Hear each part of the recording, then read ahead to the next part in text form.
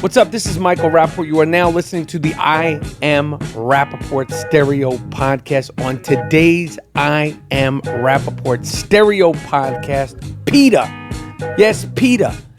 You know, the animal group, they need to get a fucking sense of humor. Lena Dunham is definitely wild for the night.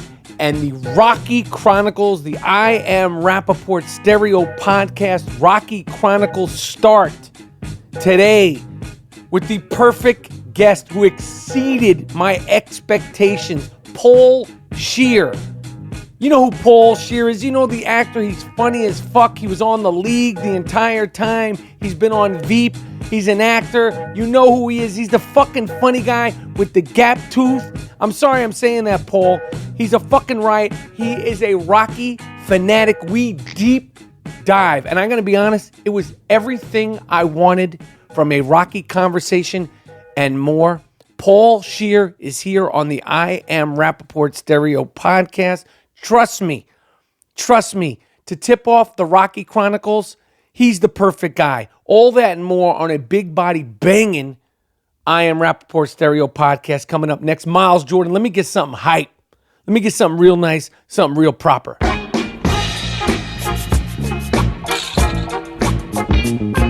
Listen, we are winning at the I Am Rapaport Stereo Podcast. You think people call me champ because of my good looks? Betting on sports makes these NFL games a little bit more interesting. The Gringo Mandingo, am giving you my favorite NFL picks of the week, and I have been kicking ass all season long. I'm doing it at sportsbetcollective.com. sportsbetcollective.com with commentary you will not find anywhere else. Listen, my first pick is free. Sign up for a newsletter with free weekly picks from top experts giving you a betting advantage on the latest NFL, college football, NBA, college basketball, and hockey games going on now. I am joined by a credible cast of sports media experts, professional sports bettors, retired athletes, and sports-obsessed entertainers. So whether you're a seasoned shark or a total sports betting beginner, sportsbetcollective.com provides an affordable way to help you beat the odds no matter what the size of your bet is. Catch all of my picks, my winning picks at sportsbetcollective.com. Bookmark that shit.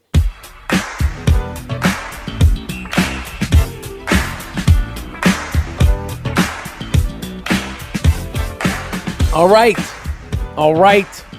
Have no fear. The I Am Rapaport Stereo Podcast is here. My name is Michael Rapaport, a.k.a. the Gringo Mandingo, a.k.a. the White Chocolatito, a.k.a. the Jeff Rulin of podcasting, a.k.a. the Jake LaMotta of podcasting. I'm very, very hyped up. I got to be honest with you. My feelings, my thoughts, my emotions have been all over the damn place today. All over the place today. I'll just jump into it. I don't share these kinds of things often on the podcast because I don't know. I like to keep some things to myself. I feel like I share a lot. I feel like I share a lot, sometimes too much. But the nature of show business is that it's a business. Like Denzel Washington once said, and I have quoted him, it should be called business show. So today, once again, I had to fire my agents. Now, I'm not going to say where I was. I'm not going to say why, but I had to fire some agents, which, to be honest, some of my agents at my former place, I liked one guy in particular, and the rest of them were... they were fuck boys, okay? They were fuck boys. I wouldn't trust them to get me a fucking coffee from a coffee store. They were little fuck boys, and I blame myself for dealing with fuck boys from the beginning. Again, it wasn't the agency. It was just a couple of them were little, tiny, little fuck boys. So you know what we had to do? We had to go bye-bye, fucko. Bye-bye. Bye-bye. And I'm being honest, I don't like doing it Because, again, a couple of people there were great. A couple of people there might even be listening to this podcast, and they know who I'm talking about. But the little twerps, bye-bye, fucko. I'll see you later, fucko. You're representing the gringo man dingo. You should wake up every fucking day. Big dick swinging. Even if you don't have one. I'm representing the fucking gringo man dingo. That's a fucking thing to be proud of. Listen, I ain't fucking Brad Pitt or Will Smith. Okay, that's a different thing to be proud of. But if you're representing the fucking gringo man dingo, the Jake LaMotta of podcasting, me, Michael Rapaport, I go to the mat. You little fucking twerp. You little fucking twerp. So now you're gone. Now you no longer get to say you represent the gringo man dingo because you didn't appreciate. You didn't appreciate what it actually means to represent the dingo. I want to give a shout out to my guy who I saw at Uncle Paulie's this week who said, the gringo man dingo himself, you made me feel good, my friend. I saw him at Uncle Paulie's sandwich place in LA. And anybody who listens to the I Am Rapaport Stereo podcast that goes to Uncle Paulie's, the sandwich place, the next time you go in there, say to them, break their balls, be like, hey, fuckos. I see you got yourselves a little wall of fame. Why isn't the dingo and the young shooter on the fucking wall? Oh, man. So last night, I should have told the fans, if there's fans in the LA area, I should have told them, but some of these things literally came hours before. So last night I did stand-up comedy. I had a day yesterday. Aside from firing these little fucking twerps, I did Skip and Shannon, Undisputed. Then I did The Herd with Colin Coward. Love those guys. Love those guys. I will be back on both of those shows Christmas, the day after Christmas, the 26th. And I specifically asked, could I go back on Undisputed with Skip and Shannon the 26th, because on the 25th, they call that the start of NBA season, but the Lakers play the Warriors, and I want nothing more than the Warriors to beat the dog snot out of the Lakers in front of the entire world, because everybody watches basketball on Christmas, and then I want to go in there with Shannon Sharp and my guy Skip, and I want to break Shannon Sharp's chops, because I love breaking his chops. But I did stand-up comedy, 3 gigs in one night. I'm not playing with this stand-up shit. Okay? I'm getting my groove, getting my flow. It's a very interesting process because you never know how it's going to work. I still even, I'm just getting my sea legs underneath me. I appreciate the fans that I know were out the other day at the Comedy Store, and the people that I've seen at the other shows that I've done in Los Angeles. Right now, I'm just keeping it local. I'm at the gym. I'm working out. I'm working out my stand-up comedy stuff. But I did 3 gigs. I did the Laugh Factory, which I've never played there before. Then I went to the Comedy Store again. And then I went to the Improv. I'm like a fucking stand-up comedian. Okay? And I'm trying to get on my Red Fox, my Louis C.K. That's right, I said Louis C.K. I fuck with Louis C.K. Okay?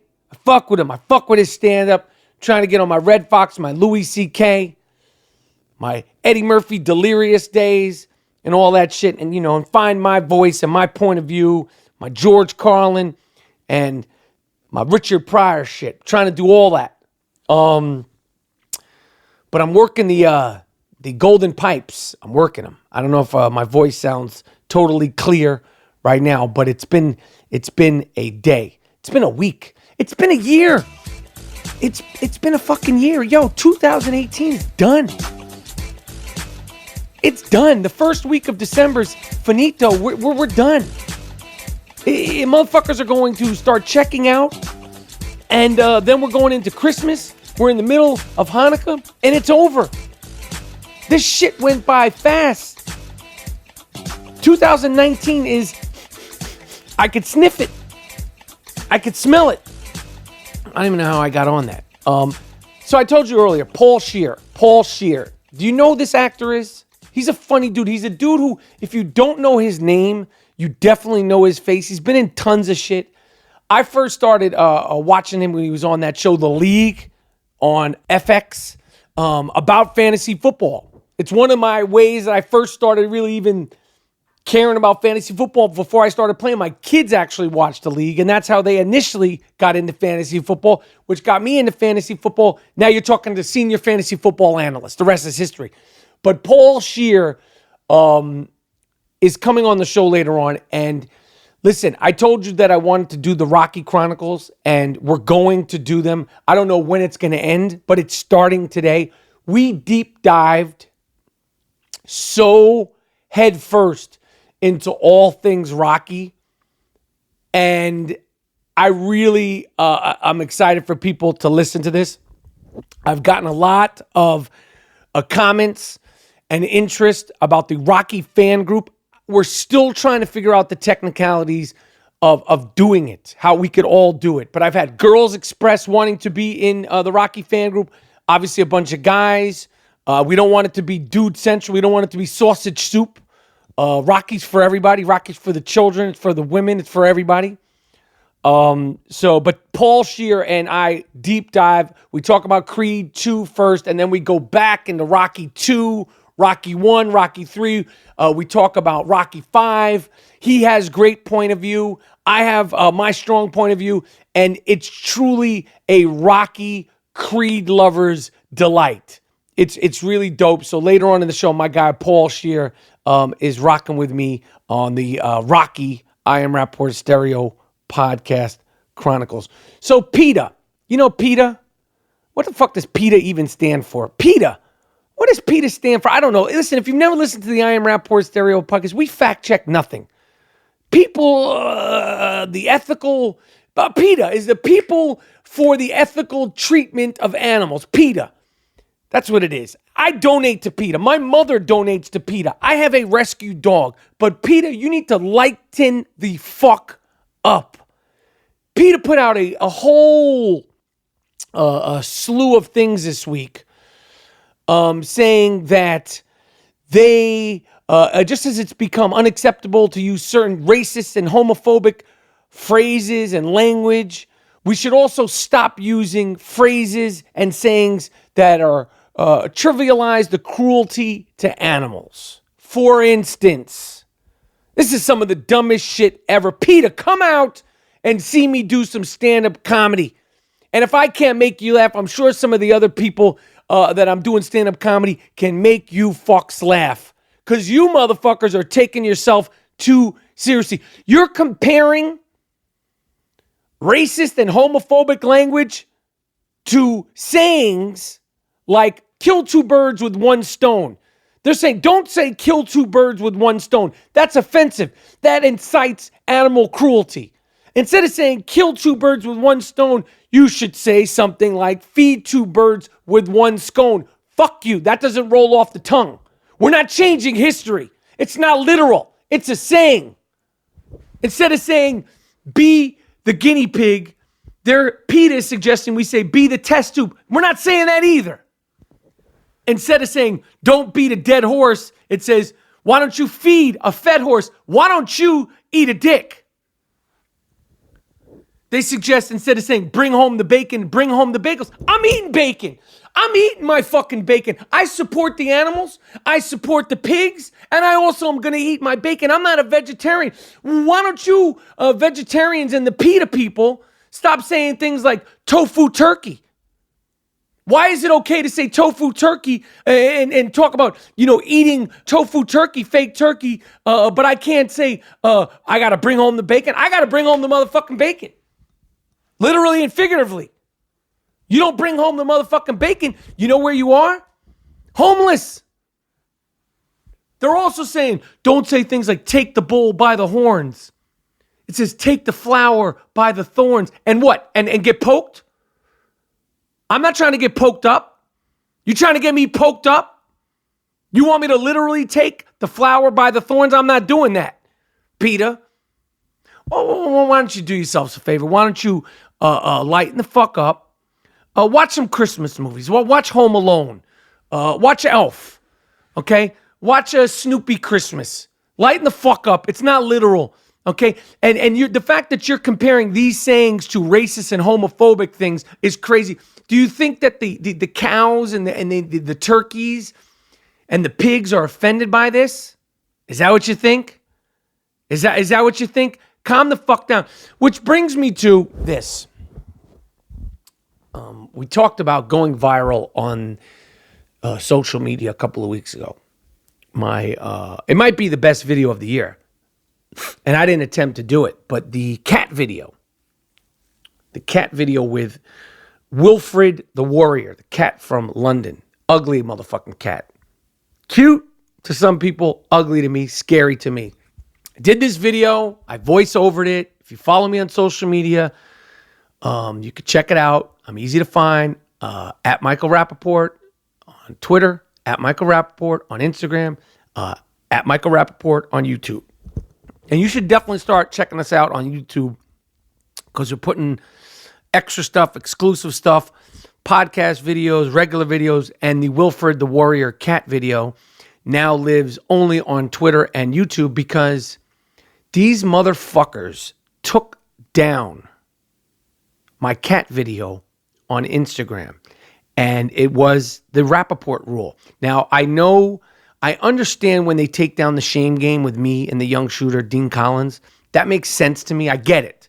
I get how that could be shameful. I get how that could be inciting, although it's not meant to be. It's just meant to shame people that say disgusting, offensive things to me in the DMs, like I want to kill you, I'm going to stick a gun in your mouth, all those things. Or the one person said, I want to rape. Listen, that's who gets on the shame game.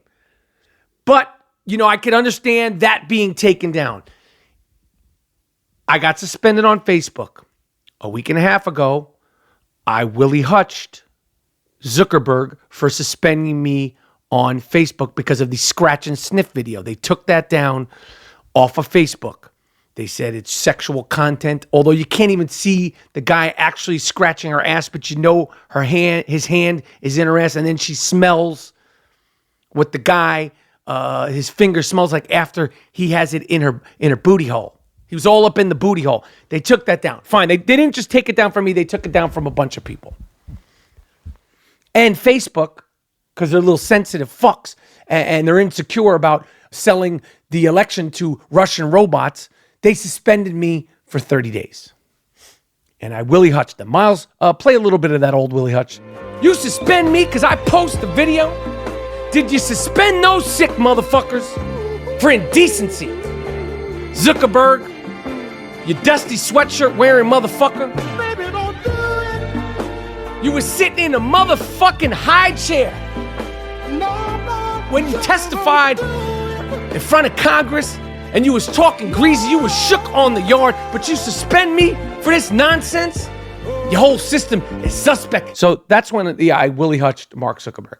Now, I don't know if I ever Willie Hutched somebody and then ILO'd them.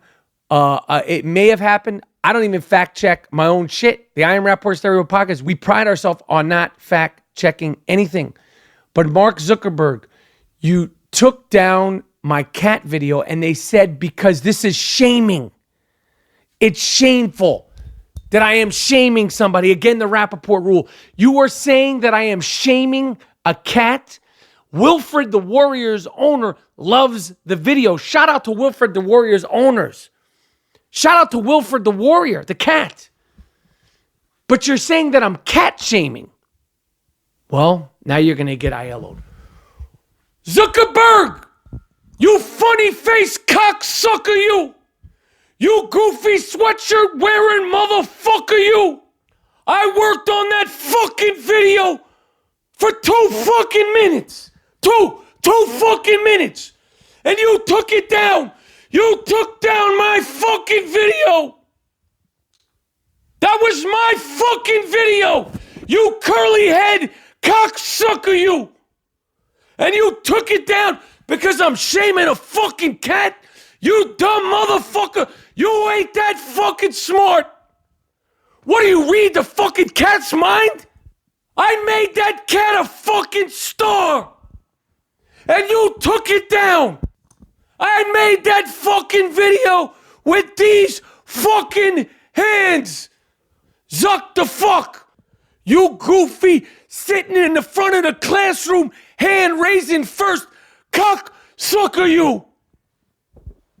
So yeah, that's the reality of Instagram. They are now removing videos for shaming cats, although you could go on there butt ass, bare ass, anytime, any place, but be careful what you say to cats on Instagram. I am Rapaport Podcast. So, in pop culture news, earlier in the week we talked about Ariana Grande and Pete Davidson, which I could give two shits to talk about anymore. But lo and behold, the next day, national news, literally AP, Associated Press News, reported that Cardi B, who everybody likes, how could you not like Cardi B? She's the only in America story. Cardi B and her, I don't know if it was her boyfriend or husband, homeboy from the Migos, Offset, they broke up and they announced it all on Twitter. I don't get it. Why not grieve a little? Why not grieve? What about a little couples therapy? What about a little mourning the relationship? No, you fucks can't do that. You can't do that. You have to go to Twitter and either talk shit about each other. You have to go to Twitter and announce the breakup. I don't give a shit. Did you actually think, Cardi B, Offset, that this relationship was going to work out? Did you really think this was going to work out? And how many tattoos, Cardi B, did you get of Offset on your body? How many tattoos are you going to have to cover up? Why do people think getting someone's name tattooed on their body is a show of love and commitment? It's not. It's not. You know what's a show of love and commitment? Love and fucking commitment. And I ain't no fucking expert. But professing your love from some big, dumb, gaudy tattoo and buying each other Lamborghinis and private jets and $100 million gold pieces, that shit is whack. And then posting it all on social media. Corny. What about some sunflowers and a poem in private? What about rubbing each other's feet in fucking private and not posting it all over social media?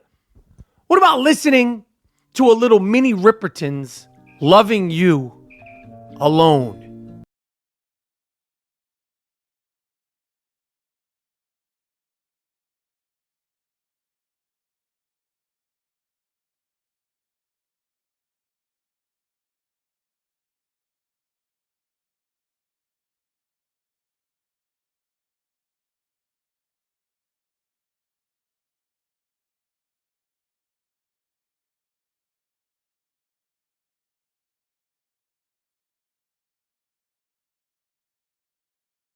Tattoos. You think Minnie Riperton's impotence for writing that song was because her man, the person she loved, got a tattoo on his fucking back?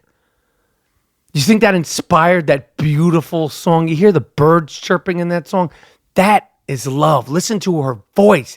That is fucking love. Not some dumb, ugly tattoo on your girl's back or her shoulder or her hip or behind her ears. It means nothing. Nada. I am Rapaport Podcast.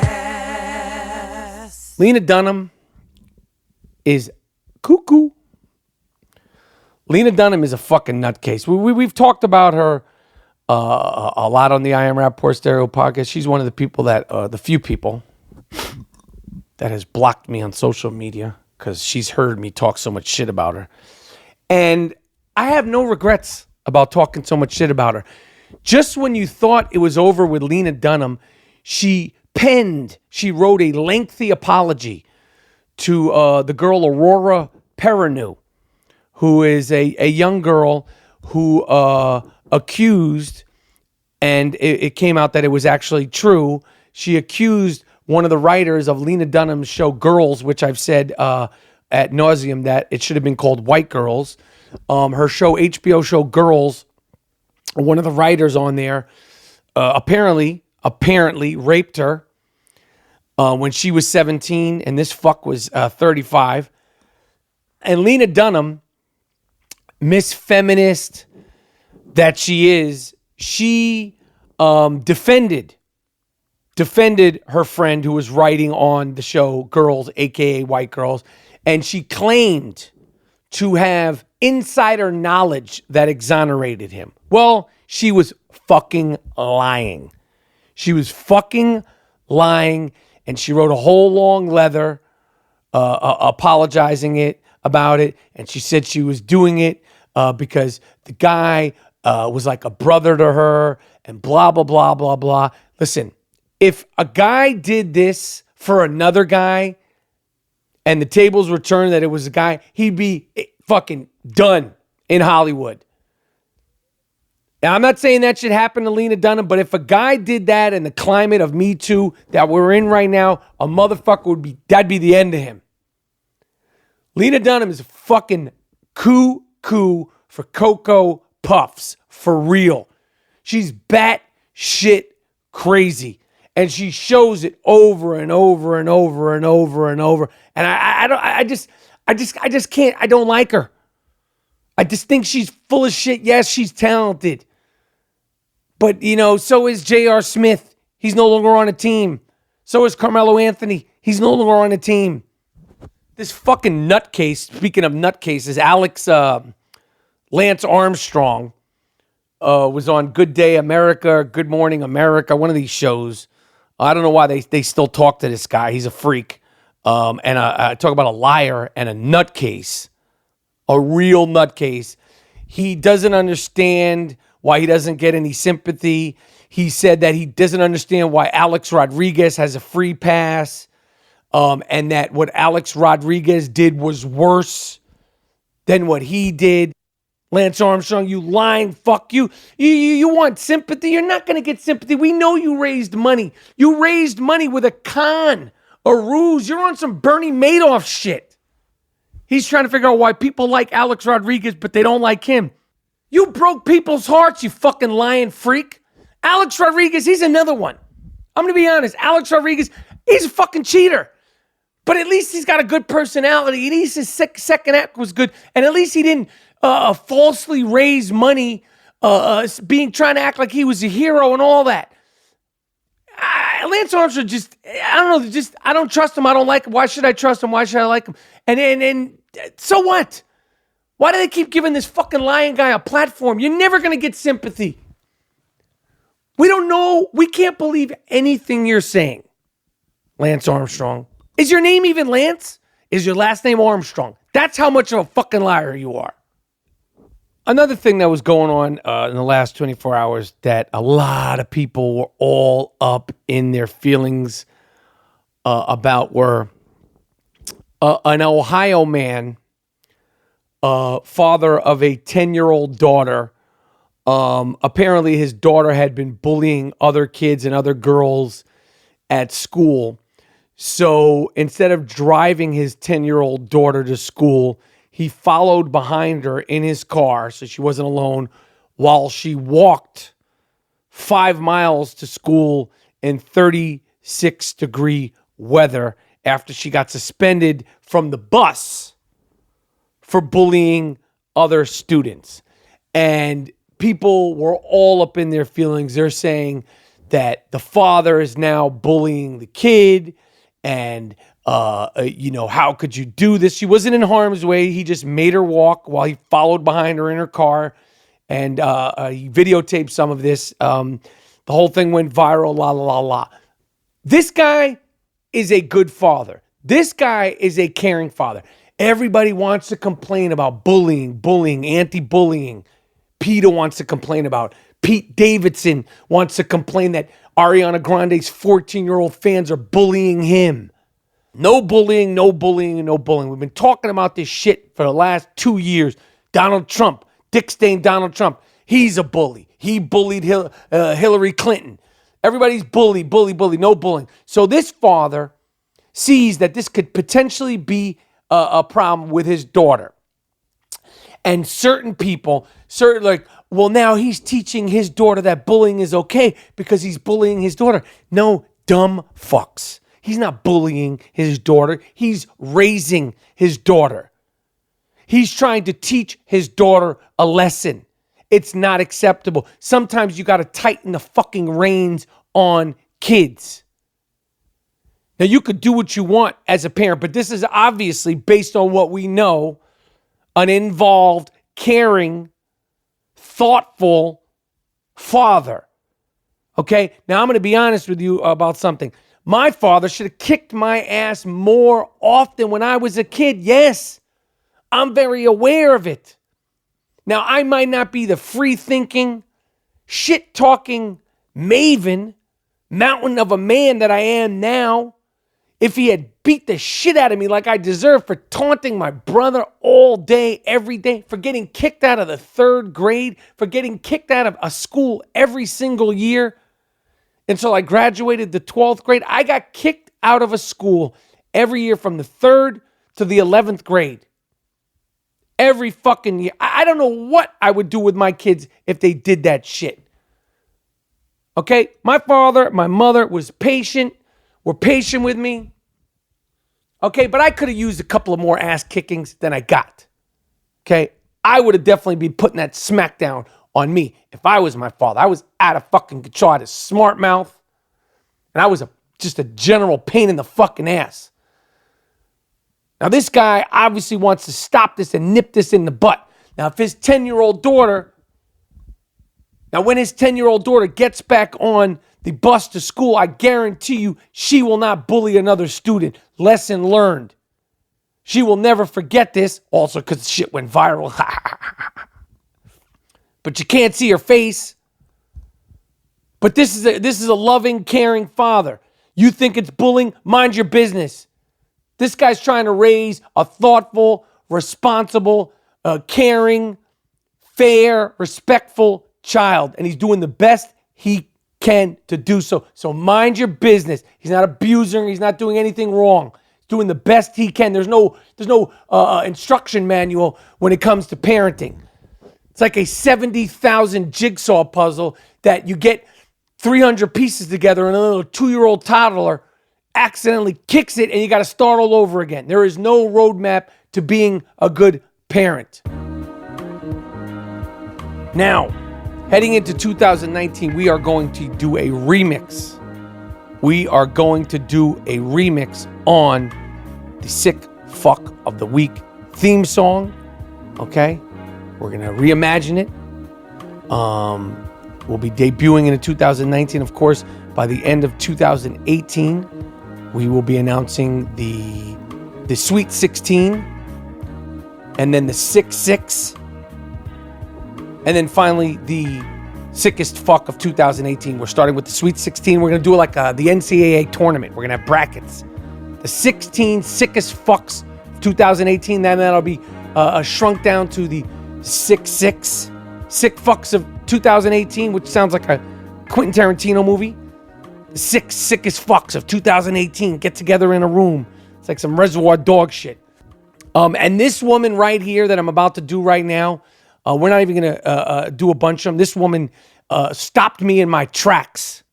She's definitely going to be a contender for at least making the bracket round, the Sweet 16 Fucks. The Sweet 16 Sick Fucks of 2018 in Olympia, Washington, not Florida.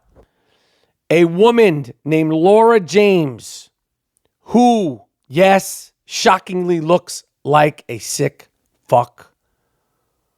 An elementary school teacher was arrested. This happened in the last 24 hours after having a quote-unquote bad trip on meth. Stripped down, butt ass naked in the class. Physically assaulted some of her 4th grade students, severely biting 2 of them and injuring 6 others. You sick fuck you. She severely bit two of her fourth grade students. Think about how sick of a sick fuck Miss James is. Imagine being in the fourth grade and your teacher gets butt ass naked in the classroom. Right there, you're like, what the fuck is going on? You're never going to forget that.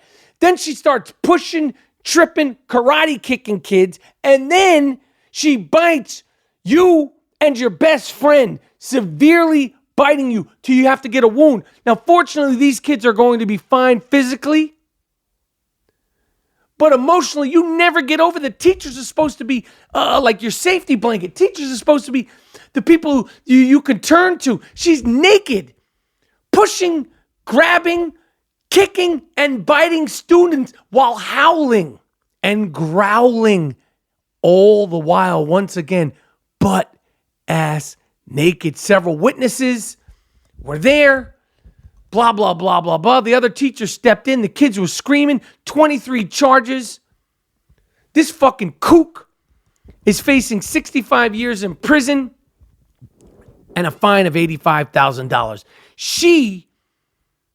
This is like fourth quarter shit. At the fourth quarter, this woman, I have to say right now, I'm just going to say right now, she's in the Sweet 16 sick fucks of the year, for sure.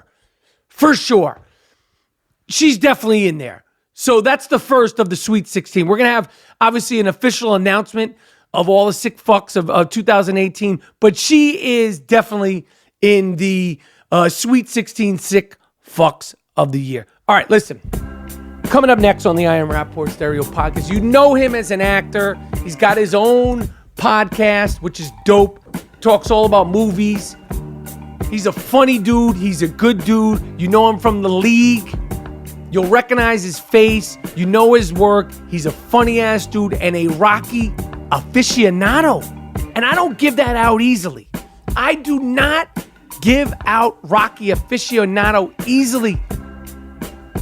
Okay? But this guy's so about that Rocky life that before he watched Creed 2, he went home and watched every single Rocky movie, including Creed, before he went to see Creed 2. He is about that Rocky life. He watched Rocky 1, 2, 3, 4, 5, 6.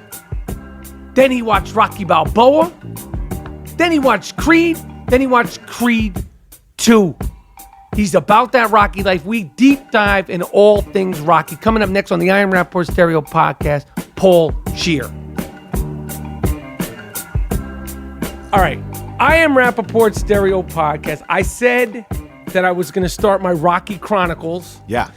And lo and behold, when I said that, I think, I don't know, we connected on Twitter. Yes. But special guest who I think is deep, like you might be the right guy to go to for this Rocky Chronicles. I'm very excited.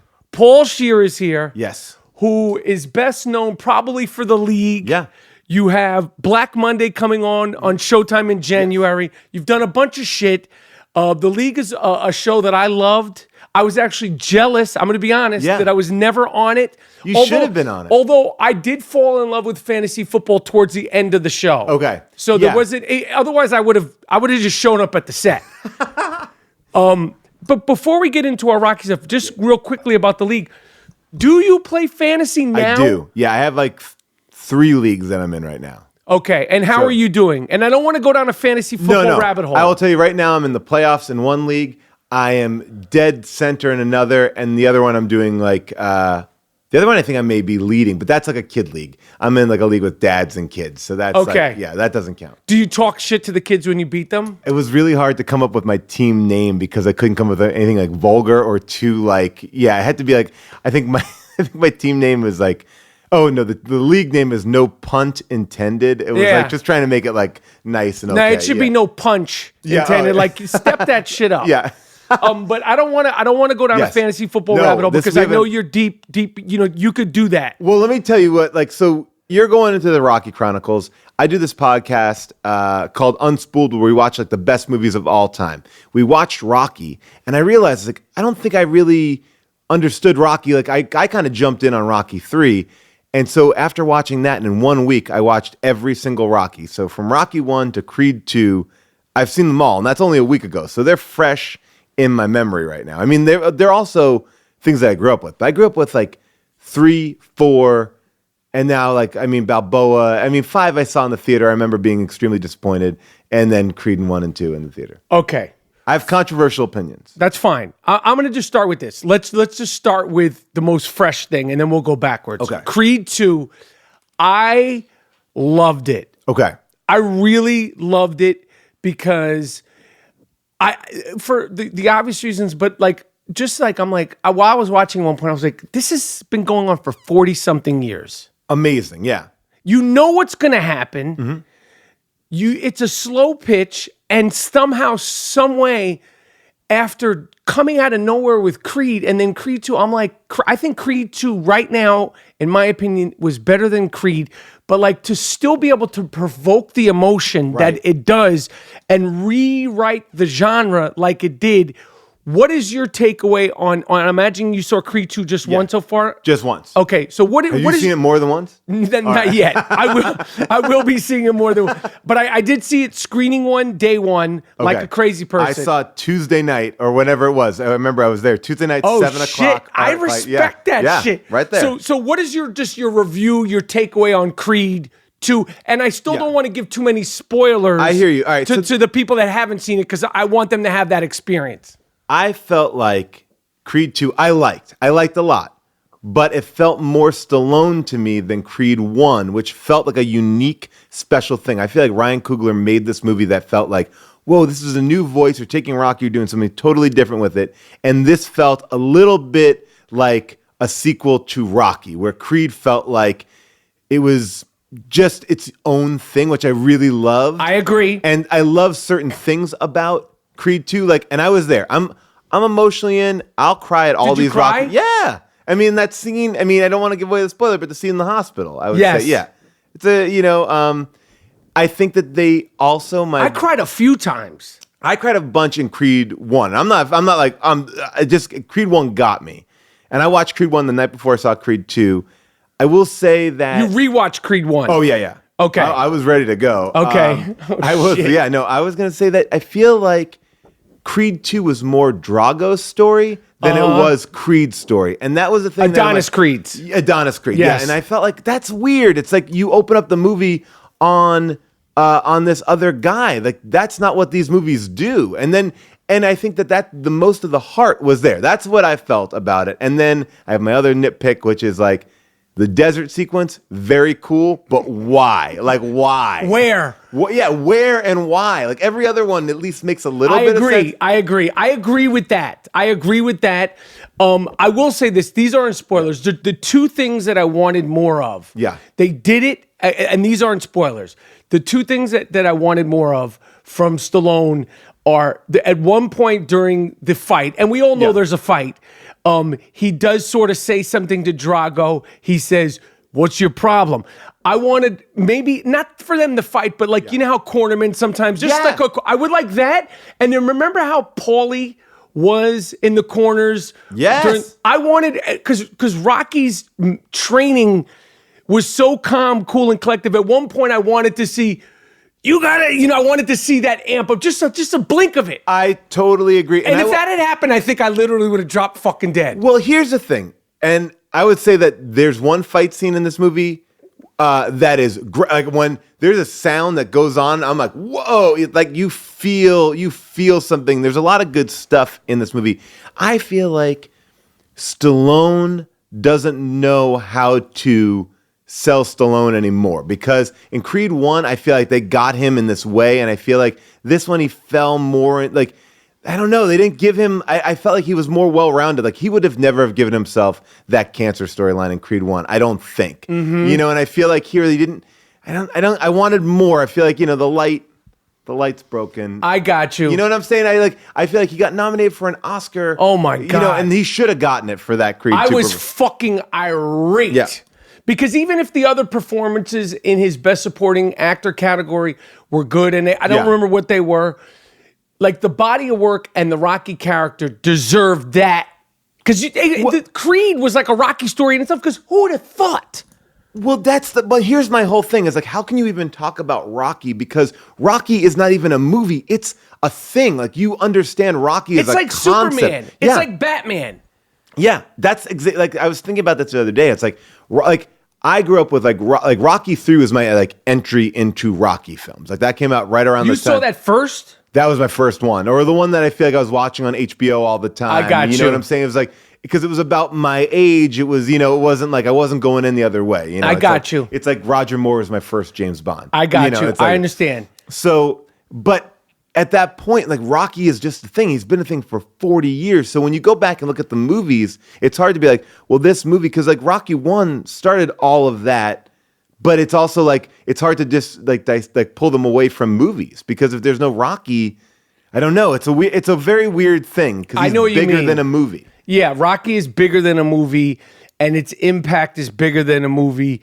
And it's like, it's not like Star Wars. Star Wars, I like this one, I don't like this one, because it's like they're movies and the characters are fine. But Rocky is like, it's about like, it's part of our culture. Like, we play that song in our head. We do that. We think of ourselves as the underdog. It's a whole style of movie. I agree. And the human nature of Rocky, and just the way he is, and in Creed 2, his character, like the way I agree that, like, in what you said about Creed 1, but in Creed 2, like, I was watching and I'm like, he knows how to play those beats. There was like even like a little thing he did with like not making eye contact with Adonis Creed during one of the conversations. I'm like, he just knows how to pull at the heartstrings, which I'll just go for hook, line, and sinker until the fucking wheels fall off. His character is so well defined, and it's interesting because it's so well defined. It's unlike anything else, and he loses it a little bit in 4, which is interesting to watch. When you watch them all back to back,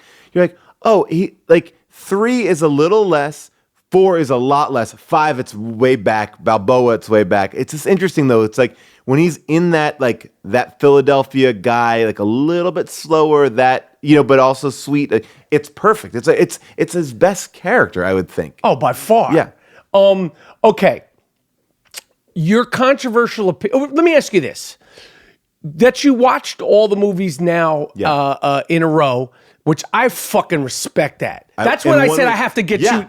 I respect that. I've never done that all the way through. Once a night. And I will tell you this, watching them every night, it makes you feel good. Like, I left, like, I feel good. Like, the whole week I was like, why do I feel so good? I was like, because you're watching this thing and you feel like it's like, that feel-good movie or whatever. But every night I was psyched up. And even Rocky 5, which I have a lot of problems with. There's some good stuff in Rocky 5. Rocky 5 gets a little bit shortchanged. Tommy Guns, Tommy Morrison. Did you watch the 30 for 30 on him? Yes. That is now, I would say, recommended as part of the chronology of Rocky. You have to put that in there. It's 9 movies. Yes, I agree. And the real Rocky, the 30 for 30 on Chuck Webner is really good too. Yes. That's 10 movies. That's 10 movies. Because that's really good. Yeah. And then of course we did Chuck with Liev Schreiber, which I had a little part in. Oh yeah. Sight Unseen. They asked me to be in that movie and I was like, sight unseen. Go, let's do it. Like, I literally didn't even ask what the part was, or once they said it's Chuck and they're going, I said, are they dealing with the Rocky stuff? I said,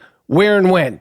And they wanted me for another part, and I said, we'll do that. I said, I don't care. You just went in. I love it. I actually, when they were doing Creed, this is no bullshit, me and my actor friend, Kevin Corrigan, we were trying to, I think we were both working, we were trying to go to Philadelphia to offer our work as extras.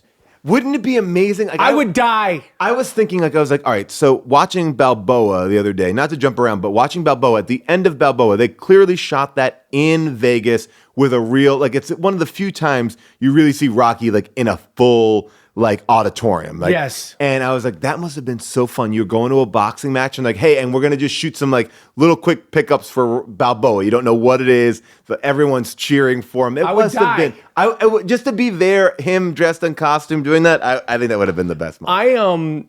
I got to be honest, Balboa was very upsetting to me. Really? I only saw that movie one time. Why was it upsetting to you? More upsetting than 5. Oh, yeah, because I'll say this.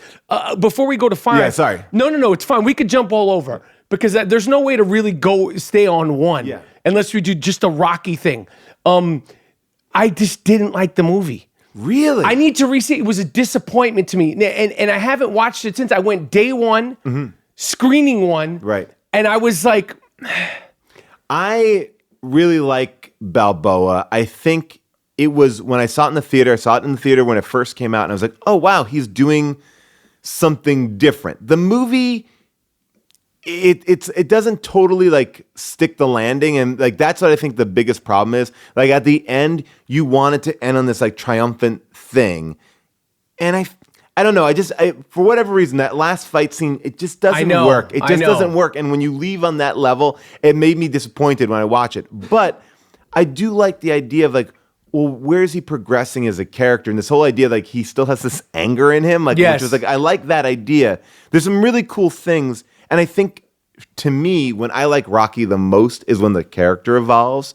So I go back to like Rocky 2 a lot because like Rocky 2... Underrated movie.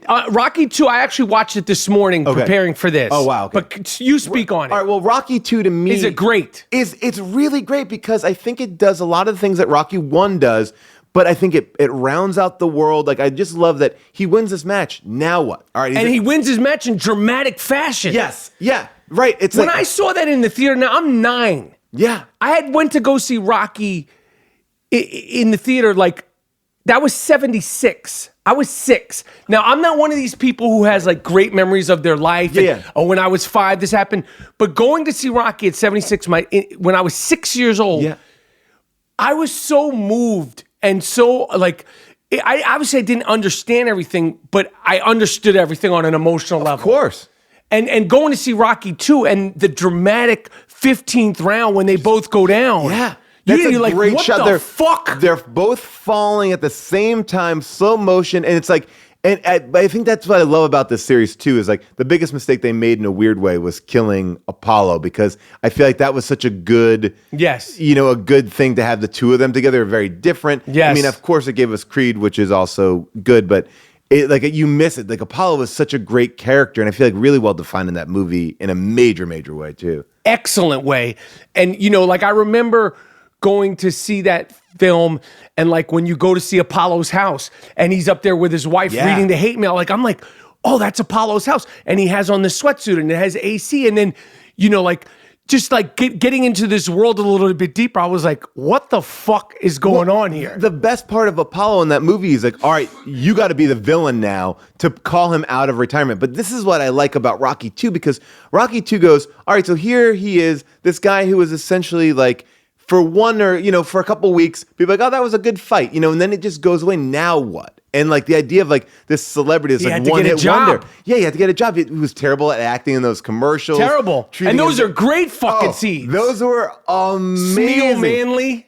Oh, I mean, him in the gorilla cage. It's like, it's great. And I just feel like that to me was like showing this character was so smart. Like, it's like, oh, he went a totally different direction. Like he went like, all right, he can't quite fit in. Now he's working at the meat plant. Like he's just a guy who was on top of the world, or, loud. 37 grand he made for that fight. Yeah. When Gazzo asked him, what'd you pocket? 37 grand to go 15 rounds with the champ. I mean, there's something so endearing about that movie. And I think that's when Rocky really works for me, is like when you see him kind of struggling, he doesn't want to get back in. It's not like I just want to fight. And I feel like when he doesn't want to fight, it's kind of interesting. I don't know. I like that. And and literally just watching it this morning, and I didn't get all the way through. I got about an hour and 15 minutes through.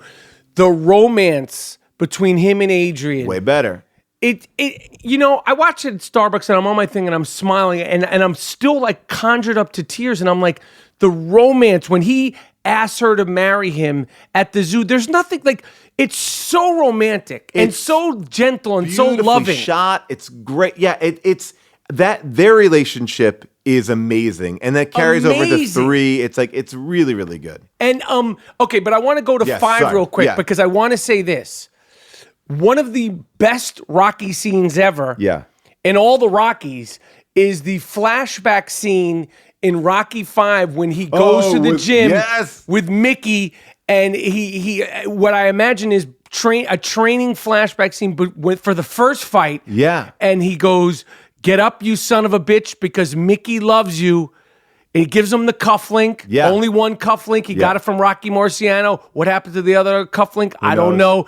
And then Sage later Stallone on, when puts it in his ear. and when he's fighting Tommy Guns on the street, he see Mickey the Angels, get up, you son of a bitch. Yeah. And he gets up, and you're right there again. That end fight scene on the street is a crazy fight in Rocky V.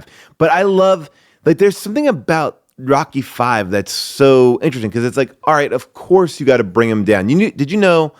So these are two little fun facts about Give it Rocky. to me. Rocky V is supposed to die. Rocky was going to be killed by Tommy Gunn in the street, and the whole idea was like They really consider that? that was the script as written. That's why they brought back John Avildsen, who directed the first one for Rocky V.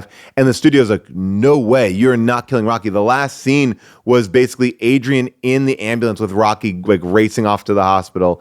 He's dead. No, Like, we that don't was do it. that. That was, and so then they changed it. That's and not then acceptable. John Avildsen's like, he was pissed off because he was brought in to kind of give it this like gravitas, and they had to change the entire thing.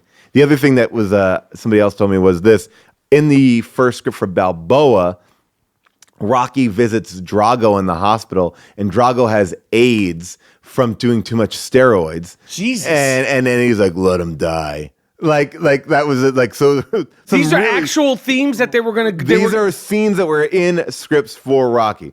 But here's my thing. This is what I will say about the Rocky franchise and watching it.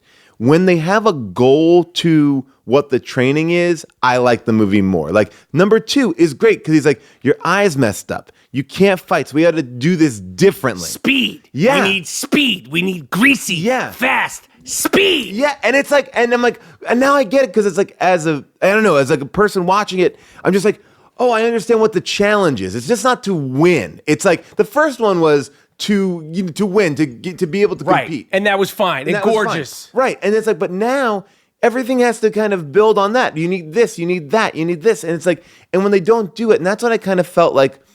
Like, that's what I really liked about Creed 1 is like they kind of like they're showing you like he's got to learn how to like commit to this training and get it. I don't know. It's like, I got what you're saying.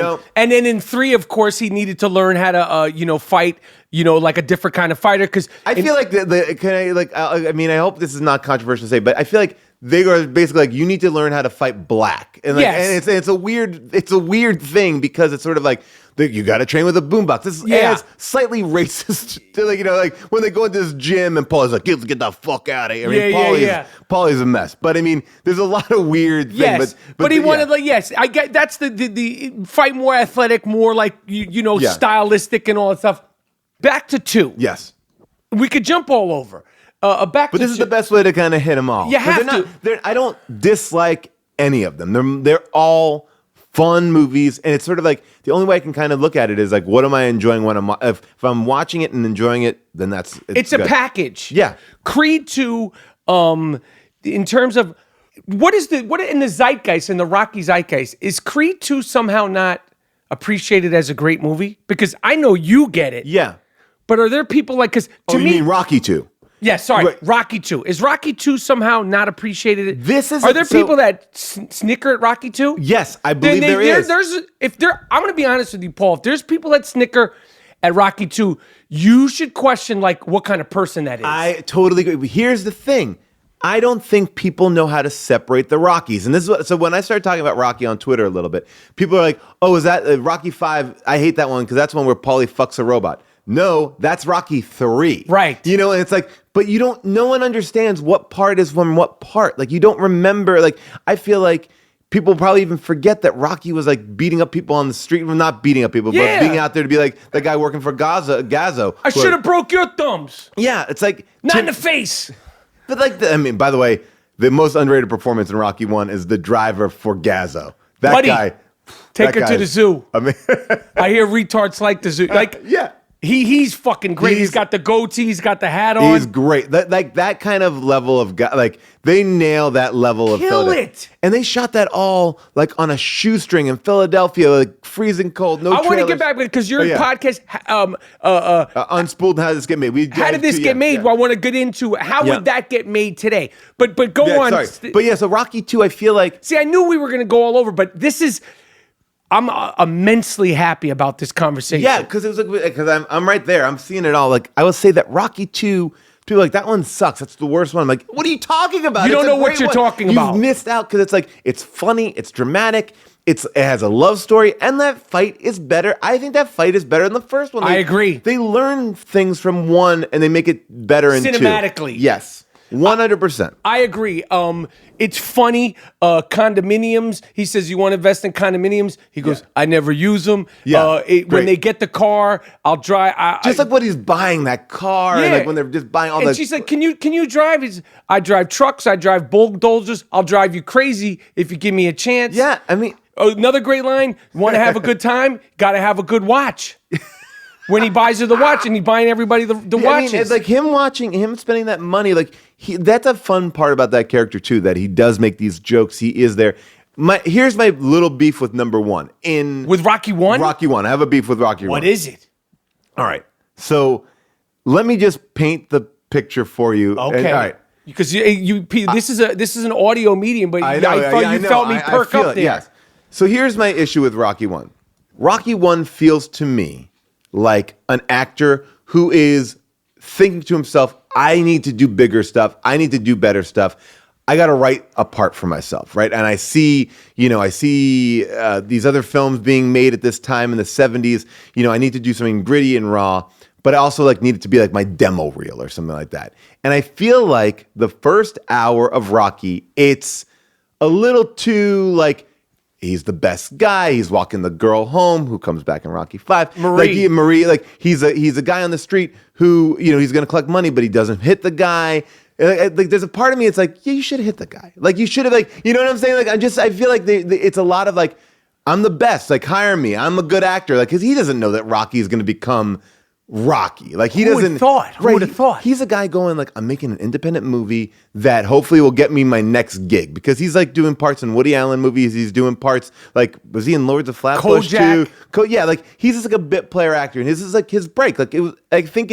He's thinking of it let me make my independent movie. So I feel like that is my biggest beef with it, and I feel like the rest of them kind of flesh out the character in a little bit more interesting ways, because he's allowed to kind of make mistakes. In that first movie, that first hour, he's doing everything right.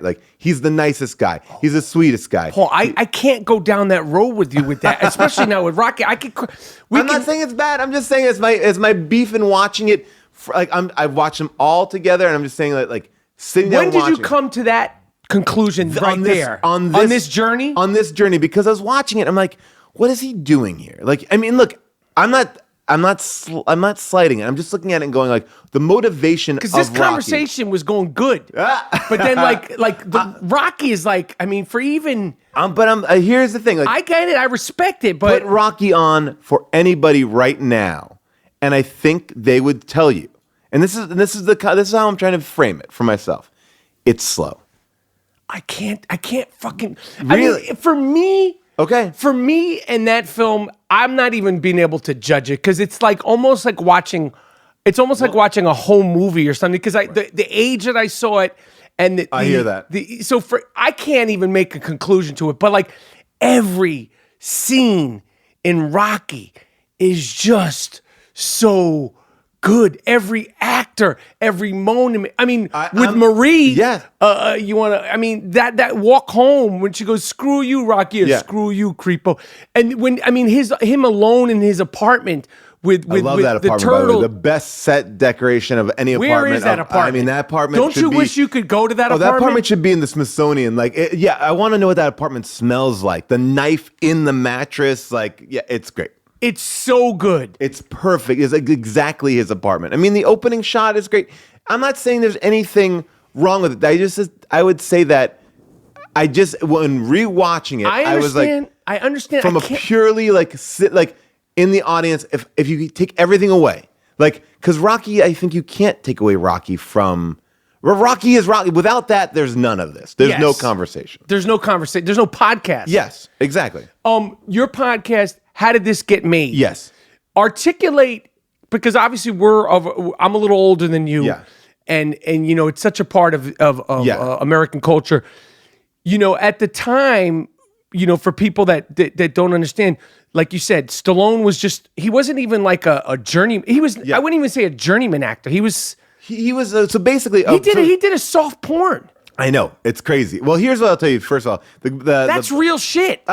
believe me, so I do I have these two podcasts just so people know, like, how did this get made? We make fun of bad movies. Yes. So that we never really get to the bottom of it. On Unspooled, we kind of dig in. And so I do this with this film critic, Amy Nicholson. But so we just did a Rocky podcast. And Is it up? It's not up yet. It's coming out. Oh, this week. Yeah, it comes out this week. I can't All right. fucking wait. So we get into it, and Did you go on your tangent about it being slow on this episode? we talk about things in it that are, because my whole thing is about Rocky is, how can you separate, like, it's hard to separate the movie. It's hard to look at Rocky and nitpick it when it's created 40 years of things. Like, is Rocky, like, how is Rocky more than, I think Rocky is one movie. Like what you said, I think you take the whole thing. Yes. And that's like, and that's the thing that I'm, like, that's really what we talk about, is like wrestling with it like that. There's no bad review of Rocky. I'm just saying there are things in it that I think if you look at it just singularly and you take it all away. Okay. Like if you put, and this is what I would say, if you put an audience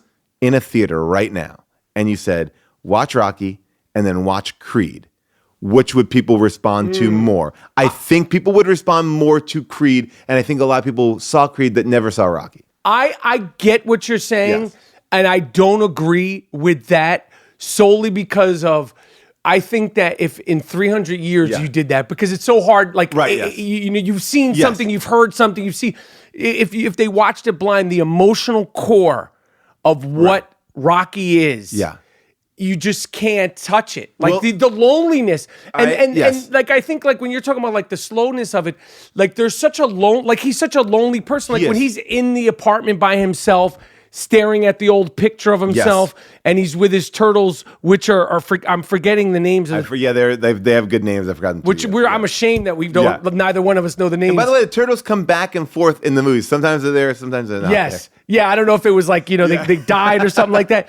But like, like it is such an independent film, and it's such a small film. And, Yes. and It feels like Taxi Driver, which came out the same year. Yes. I mean, it beat Taxi Driver in the Academy Awards that year. For Best Picture. For Best Picture, which is kind of crazy. crazy. I mean, But I it have feels to say, the same way. I mean, I agree. I mean, obviously that's a darker film, but Yes. there's a loneliness to it. it feels gritty. It feels like what you think of like 70s inner city films. I don't know. It just feels like of the same era of like everyone's making these movies. And I feel like Stallone's like, I want to make this movie. And I think you can't separate the journey of making Rocky is a Rocky story. Completely. Too. And the journey of making Creed to me is like, this is done, this is gone, this is over. And when you hear Coogler talk about, like his father going through cancer, and then like when you're like, oh, not again, they're gonna do it, and like they did it, and you're like, they did it again. Yeah. But I have to say, this is one thing I'll say, and I'm not throwing shade at Rocky because you can't. It's a little shade, Paul. It's a little, but here's what I'll say: is the only reason why Creed is successful is people have seen that movie and they've never seen Rockies. Like that movie is not just pulling on people who've seen Rocky. That's opening it up to a whole new thing. So what I love about Creed, they modernized it also. Yeah, like that Creed is going.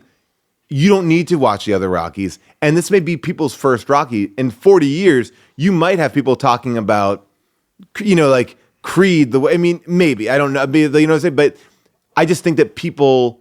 I find I'm more and more surprised. It's the stuff that we grew up with, the things that we know.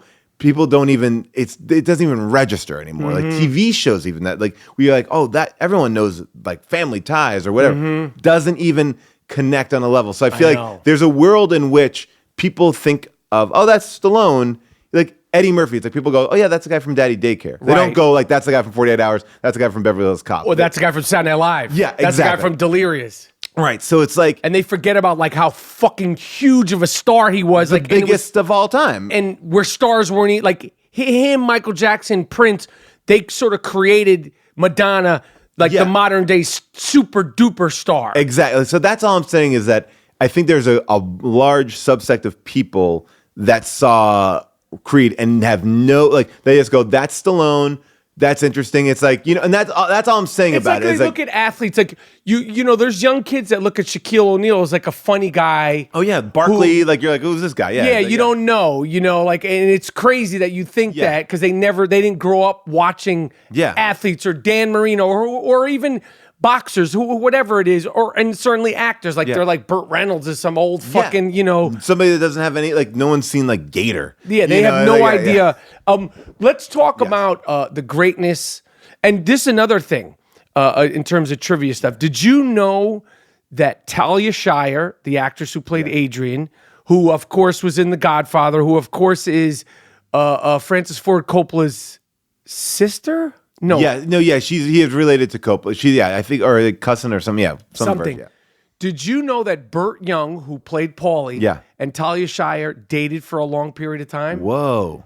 Yes. Well, that's public. It's not like a public. They dated, which I think probably it was kept.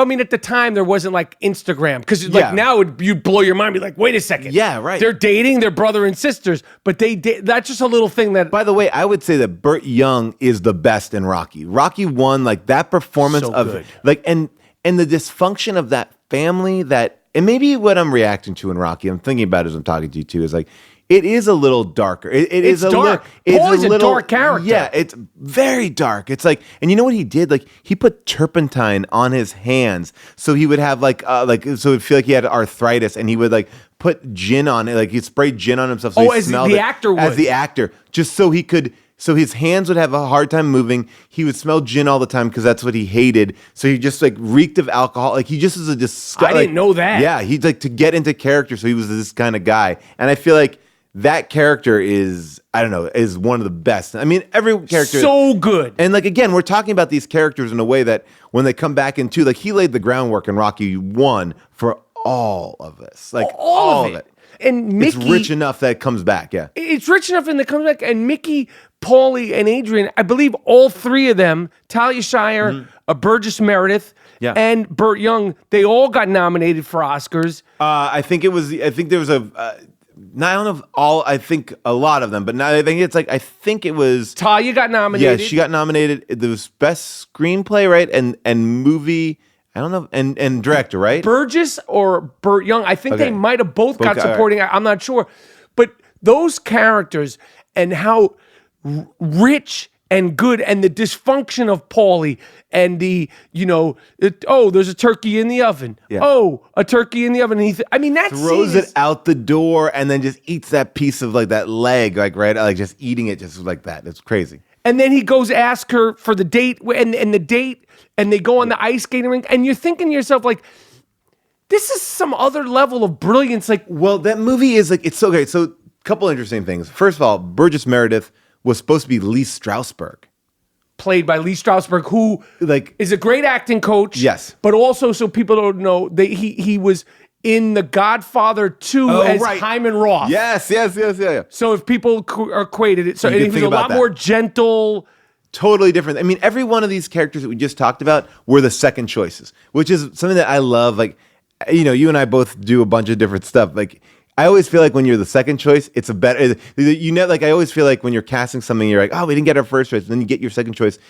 And you're like, oh, I'm so glad we got our second choice because that person is actually better than what we could have envisioned. Like, Talia Shire, Burgess Meredith, and Burt Young? And Apollo, and Carl Weathers, all not the first choices for these parts. And and whatchamacallit, Carl Weathers lied, said he could box, couldn't box, and basically they thought they could kind of improvise the fight, and then they had to actually like choreograph this fight. I mean, and what they're doing there is, I mean, it's great. No, go ahead. I just am impressed with all, like, the casting there is amazing. It's incredible. Down to Gazzo, who was in The Godfather, Godfather, and The Godfather 2. He played Cheech. Yes, Cheech. Yeah, and he's excellent. And how he goes from being like the loan shark to supporting Rock, and then during the fight scene of Rocky 1, he's there, he's so excited for him. Here's my twist that I would have pitched on Rocky 1, right? What if Gazzo comes back to him and goes, hey, Rock, you throw this fight and I'll get you X amount of dollars. How much more interesting would that character would have been? And I feel like those are like the little things that I would have liked to, is like at least watching it now, like, oh, because it works so perfectly. Like, yeah, he's supporting him. He's like, hey, this is great. You're never going to win. Like, go, you make 37, I'll make you make 75. Right. We'll put some odds. I got some guys in Vegas. No one ever tells Rocky to throw a fight. Like, No. Even like in Balboa, it's like, just stay in there, keep it interesting. But it's like, I don't know. It's interesting. Yeah. I agree. And the music. Oh, the music is insane. Obviously, the Rocky theme is the one, but like the tinkles of Bill Conti, the piano, all throughout Bill Conti, all of them. amazing. Well, here's the thing too. Like, there's a thing, and this is if you've probably now know it so much, but Steadicam work, right? Steadicam is like this. That was the guy who invented the Steadicam. So Steadicam allows you to kind of move very fluidly. I'm trying to figure out how to up the stairs. So basically, the guy who invented the Steadicam was like, I want to work on this movie. Here's test footage, and he did the test of the run up the stairs. And the director was like, Appleton was like, we got to put that in the movie. Let's put that in the movie. Because he could just show that you could move a camera so kind of fluidly. The whole training montage there. And by the way, that's another thing. That these training montages are built up in our heads as like these big things. They're very kind of tiny. I mean, like 5-minute sequences. Right. In the grand scheme of movies now, like people like blew out montages in such a crazy way, but they're much more refined and small. I agree. One of the scenes, one of my favorite of all Rocky scenes, and the aftermath of it is beautiful, and it just goes to show the independent quality. And you could tell they were like shoestring budget when Mickey Burgess Meredith comes to Rocky's house to make his pitch to train him. Best scene, I feel like that. Break it down. I talk about it. I'll talk about it even when I'm not talking about Rocky. Yeah.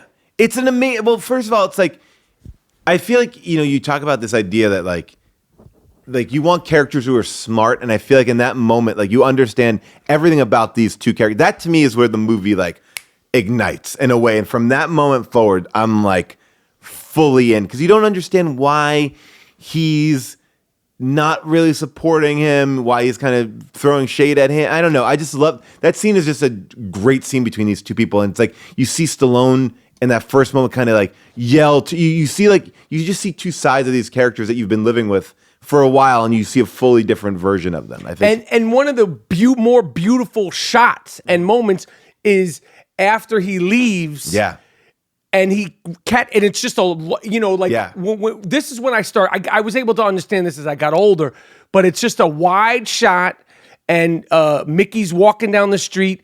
And then Stallone, Balboa, Rocky, catches up to him. And at first, like the acting is so good because Burgess Meredith, he's in character, and it's almost like he thinks maybe like he's gonna come down there and beat him up or something. But then he hugs him, and obviously I imagine the conversation is like, "Yo, I'm sorry, like let's start working in the training." And it's such a beautiful shot. And the cinematic, and it's like late at night, and the lamppost, and the loneliness, just these two guys. And they have nobody. They have nothing. And I just, like I love that shit. And it's like, I don't know, there's certain movies that sort of, I don't know why, if it's just me or other people. Obviously, you're here, so you're crazy enough to have this thing with it, but it just resonates on an emotional level. That's why, like, those kinds of like moments, like not even when they're screaming, but like that moment of them, coming together on the street there, like 300 years from now, I think will always resonate with people. I really love that scene. And I also will go and say that, like, what I love about this movie too, and I love like a villain in a movie, because Apollo Creed's not a villain. Right? No. He's just a boxer, right? And everything that he does is not motivated in an evil way. He's not trying to do anything bad. I think certain Rockies, I really love Mr. T, but it's very cartoony. But you feel afraid. Like, you're like, oh fuck, this guy's gonna destroy Rocky. Like, and I think that's a good energy. But Apollo's like kind of this in one and two, and that's why I kind of feel like those movies really are like one big story, because it's sort of the whole arc of that. It's kind of perfectly done. It's a Godfather 1 and 2. It's just like I agree. Telling one story. I fucking agree, man. I fucking agree. I don't like the cynics out there, and I really. What's there not to like about it? How could you say that you like Rocky 3 of 4 more than 2? I don't understand that. You just don't know what you're talking about. That's not a good, You don't know what the fuck you're talking about. Again, I don't think Rocky 2 is as great as Rocky 1, but it's pretty fucking good. And, when he has the baby, and the baby's in the coma, and Adrian's in the coma, and then the conversation between Mickey and Rocky in the church is he goes, when you did before, that was a thing of beauty. But this guy, he don't just want to beat you. He wants to kill you. And then, of course, the baby with the great hair. Yeah. The baby comes out with great fucking hair. Look, that's Stallone. He's still got pretty good hair, Stallone. Stallone's got, it might be induced, but I don't question it. I don't question it. No. I don't question any of it because that's my guy. You know, I worked with him on Copland. Oh, yeah. And if you think I was like, what was that like? I was, it was. Did you talk to him about Rocky? Oh yeah. Okay. Does he like to talk about Rocky? Yeah. Okay. My dream, Paul, and I'm trying to pull out all the stops. I mean, I worked with him. It was like 2 or 3 months. Yeah. I want him in here in that chair, and I want a Rocky podcast with Stallone because I know this. When we worked on Copland, and it wasn't just him, it's Ray Liotta, De Niro. I mean, it's the best cast of all time. But I'm like 26, and I'm like, I literally I'm writing like notes, like in a diary, like my whole thing was you can't bug out. Like I had to right. But Stallone, somehow or another, we got in Rocky conversations, and it would be like this thing where if there was other people around, we couldn't do it. No, okay, interesting. Okay. It was like, but when I'd catch up, because I'd had scenes with him, we'd be waiting, and I'd ask, and he would do scenes with me. I would do Rocky lines. He would do Paulie lines. I would do Rocky lines. He would do Mickey lines. I'm floating. I'm bugging the fuck out. James Mangold, the director, he caught us. He said, "You can't keep talking about Rocky. We're not doing Rocky. We're doing Cop. Stop talking to him." Wow. He like took that away from me, but like I'm like literally like having an outer body experience. But I got so comfortable with it. Like I asked him about sterno bums. Remember in Rocky 3 when Paulie, when they're training and he goes, "Shut up, you sterno bums," and he explained the whole thing to me, and he explained what sterno is, was the kind of alcohol. Like this is all like shit. Like I mean, if I had Instagram back then, yeah. Oh, but you see, and that's the thing that I feel like the takeaway that I take from all this too is Stallone is a great actor, and he knows how to write these movies. Like he gets it. And I feel like even Rambo has that quality, that underdog quality. Yeah, absolutely. I mean, Rambo 1 and Rocky 1 are very similar stories. Yes. But I would say I feel like the thing interesting about Stallone is, and we could talk about 4 because 4 is an interesting one in the sense that if you take away the flashbacks and the musical montages and the fight scene, it's probably like a 7-minute movie. But I think at the time it was right for the time. Mm-hmm. So he made a movie that was right for the time. Like Balboa is right for the time. Rocky is right for the time. Creed is right for the time. Yes. You know what I'm saying? It's like everyone kind of changes with the time. The music, the look, the glossiness of it. Rocky 3 is so 80s, like early 80s. Yes. There's he's very astute at that. And I feel like I agree. To not acknowledge that is you can't just write him off as he's not Schwarzenegger. Schwarzenegger doesn't do this. Schwarzenegger, and that was the big rivalry back in the day, but it's he's not even like Statham or anybody like that. This guy is he's a writer, director, actor. There is a purity to what he does. I think that sometimes he is undercut that by doing things that are less than that value. But then you look at movies like when he did Copland, it's whoa.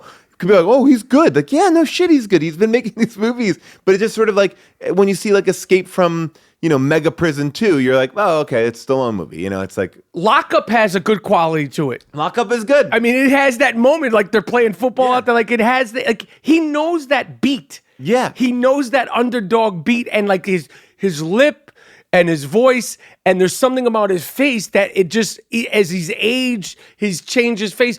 It's just fucking works. I agree. I feel and when he is vulnerable, I think that's the thing that I really like. And I feel Rocky 2, you want to talk about, Rocky 1, you're right. It's a loneliness. Rocky 2 is vulnerable. Is a vulnerability because now it's worse than lonely because now he's a one-hit wonder. I don't know what that would be in boxing, but that idea, and he's famous, then he's back at the fucking meat place. And they're making fun of him. They're looking at him this Italian chicken. Yeah.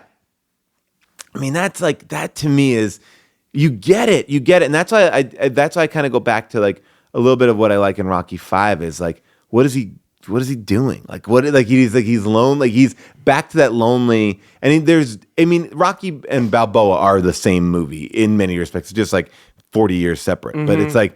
But it's interesting to see when he's down. I like seeing him down, not just this guy's tough. And that's what 3 and 4 is. This guy's tough, right?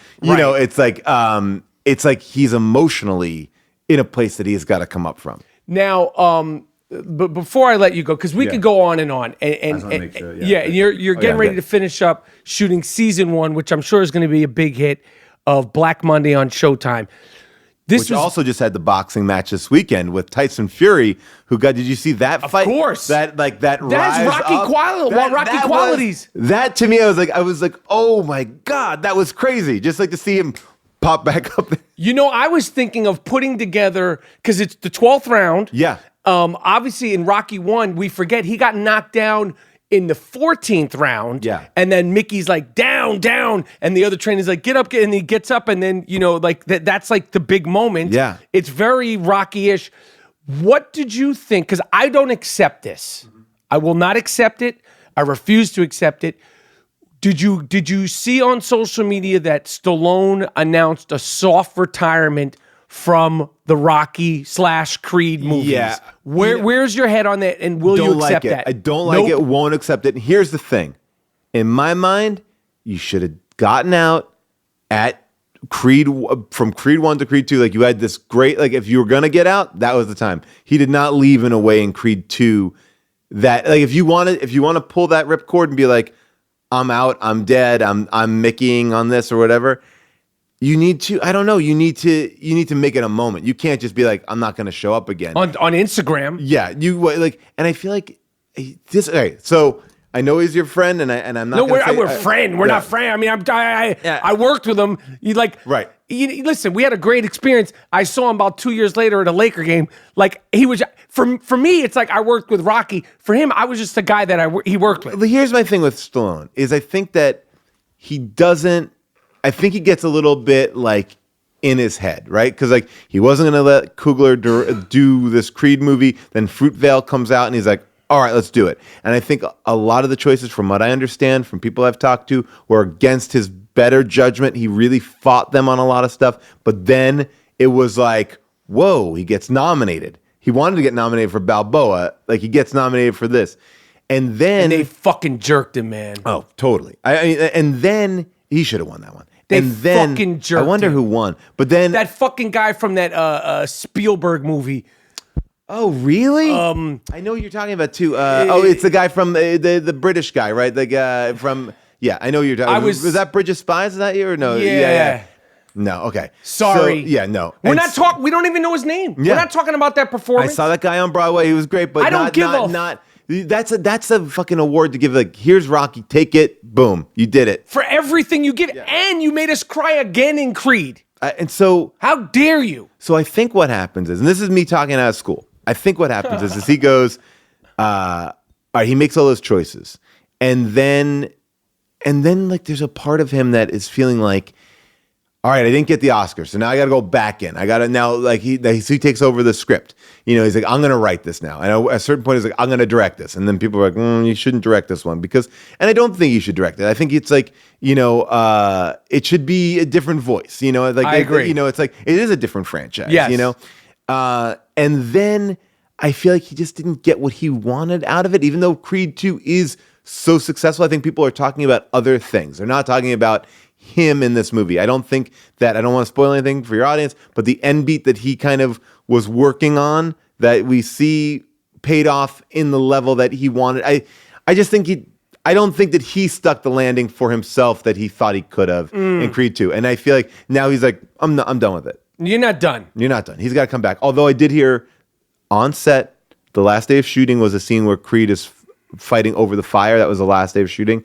And Rocky had the whole crew gathered around, or Stallone, and gave a whole speech about Rocky and passing the torch and giving the franchise. No, we're not. I'm sorry. I agree.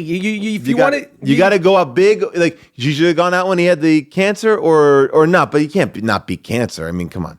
Rocky, of course Rocky's going to beat cancer. He has to. All right, listen, Paul, this was everything that I wanted. I'm so excited to be here. It was so great. Thank you so much for having me. But let me just tell you one thing. Now, I bought it as a gift for myself. Mm-hmm. If I was really, really rich, I would buy you one for this. Yeah. But it's $1,000 and there's a $6,000 version. Well, what is this? Tashin Books. You know Tashin Books? Oh, I've seen this book. It's a great, the history of Rocky, right? And it's the Giants, and it's, so I'm just saying. Okay. I may look into that because I actually saw it the other day, and when the league we had to deal with Taschen. That's all the books that we used, and we could take whatever one we wanted. I was so pissed off that I didn't get that book. Well, it's $1,000, and then there's a $6,000 version, which even I was like, I can't, because I did that with the Ali book, and it's a huge book, but that's something that you might consider, think of it, or your wife, or get it for you. I will tell you that in the last week, my Rocky renaissance has been huge. I think that people should watch all 8. And then watch it 30 for 30. Those two. Both 30 for 30s. Yeah. It's a great journey. You will feel good. It's especially now in the season. It's a good time. It's a new year, fresh. It's all good. And they are feel good movies, and not in a corny way. No, I'll tell you one other thing to check out. I don't think they have them anymore, but this place called The Hundreds. They did a clothing place. They did a whole Rocky line of clothes, like from the movie. So like when it was like when Rocky's wearing that like that gray sweatshirt that's like "Go Rock Go," you could get that. You could get Creed's shorts. You could get Rocky shorts. You get like they're all everything that people wore in the movie. They did a recreation of.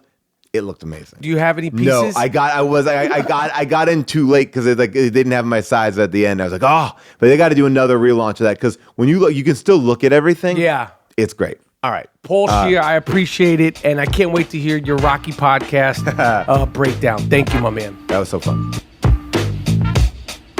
All right, there you have it. I told you it was going to be good. I told you he was an aficionado. I told you he had strong opinions. I loved it. That was fantastic. I have to say that was fulfilling. There's not many people that I feel like could go toe-to-toe with me and have their own opinions about Rocky, and me have to respect them, take them in, digest them, and really marinate on them. Paul Scheer, thank you for coming on the I Am Rapaport Stereo podcast. My name is Michael Rapaport, a.k.a. Apollo Rapaport. This is the I Am Rapaport Stereo podcast. Miles, Jordan, take us out of here with something real nice, something real proper, something real funky.